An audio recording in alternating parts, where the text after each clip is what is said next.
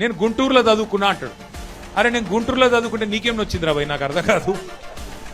అప్పుడు ఆంధ్రప్రదేశ్ కలిసి ఉండే.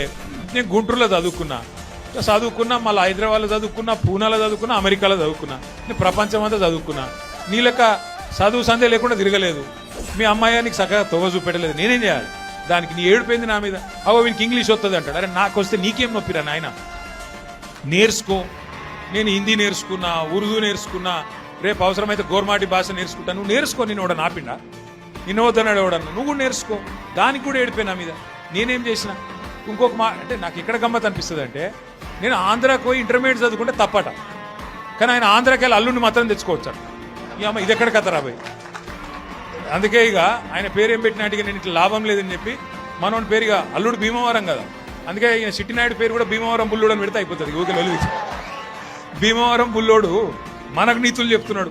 అరే ఆంధ్ర అంటే మరి ఆంధ్ర వాళ్ళ ఓట్లు కావాలి, ఆంధ్ర వాళ్ళ చుట్టూ తిరగాలి, కానీ మళ్ళీ ఆంధ్రాని మాత్రం నేను పోయి చదువుకుంటే నీకు నచ్చినది. నీకేం బాధ అవుతుంది నాకు అర్థం కాదు.